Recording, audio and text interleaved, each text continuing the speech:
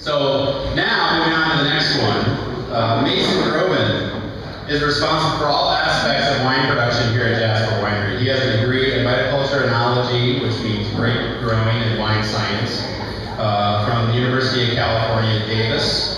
Additionally, Mason has experience working at wineries around the world, including California, New York State, New England, and Australia. Please welcome Mason to the stage.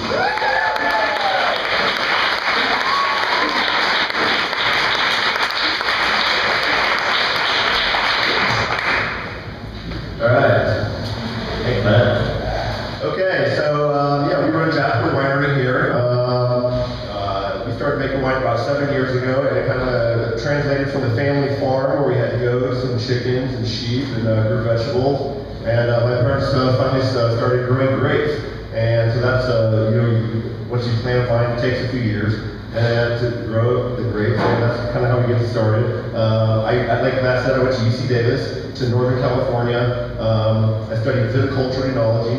Viticulture is grape growing, and enology is the science of winemaking. It's actually quite a scientific degree, but not really until your senior year do you really get into winemaking classes. So here's a picture of our vineyard in Newton. We have about 10 acres of vines in Newton, and we source grapes from about another 20 acres around central Iowa. All the grapes are hand-picked and then brought into Jasper Winery here, where they're processed and turned into wine. This is kind of a list of some of the different varieties that we grow. Here in Iowa and in the Midwest, you can't grow grapes like Chardonnay, Cabernet, because it's too cold here. They die off over the wintertime. So we grow what are called French American hybrid varieties, like Edelweiss, the Crescent, Saint-Blanc Blanc, those old wines that you can taste in the tasting room here. And they're varieties that have been bred to withstand the cold temperatures that we have here in the Midwest.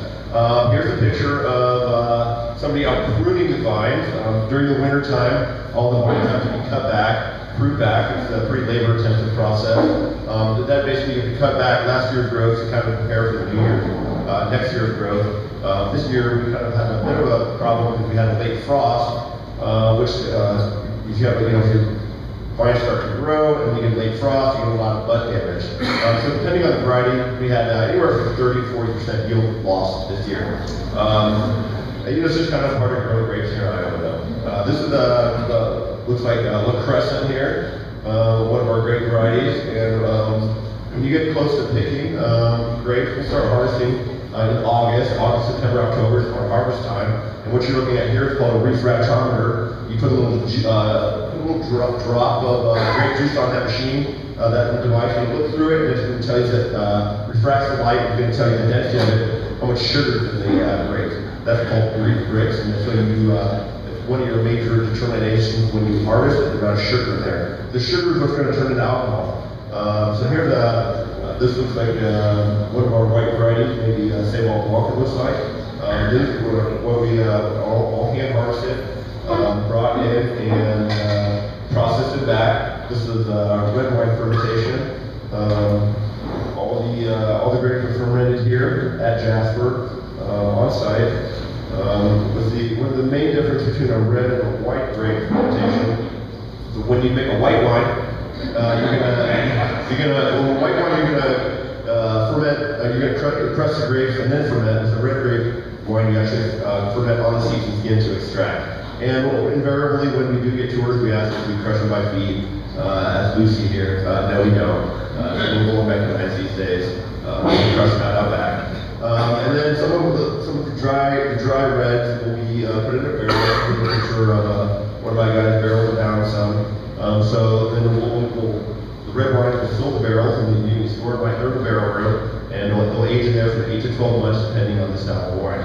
Not all wine is going to go into the barrels.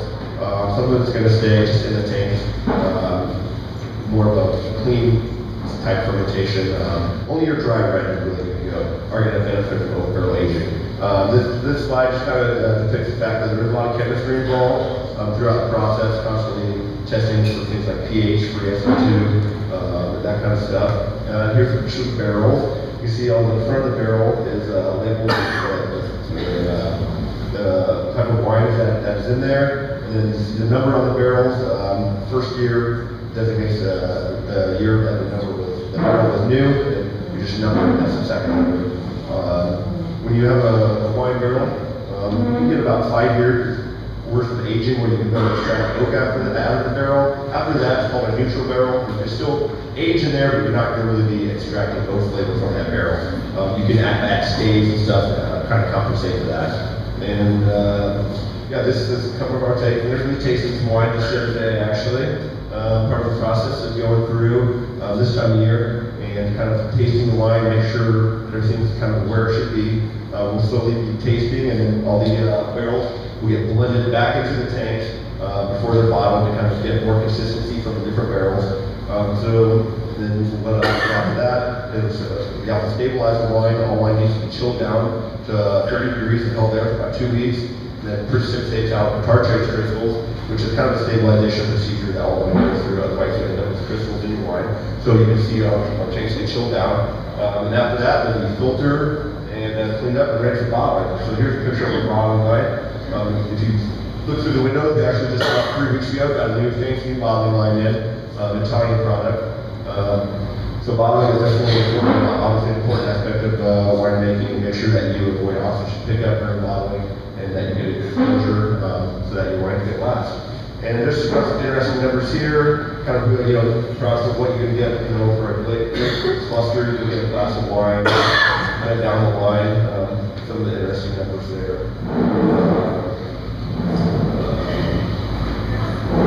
Let's see. When we talk about grapes, you should talk about tons. You generally off acre, you usually get about 2 to 3 tons of grapes, kind of a standard number. And after all that work, you get to enjoy the product out here, I guess. And that's a picture of people really enjoying the wine. After you make the wine, after production side, the other side of my job is getting the wine sold and doing events and that kind of stuff. Here's a picture of me and my harvest crew. Last day of harvest, kind of doing a post-day celebration. These are kind of all the guys that help me and throughout the harvest season. I also have a crew who helps me all my hand picking. Good chance for me to practice my Spanish.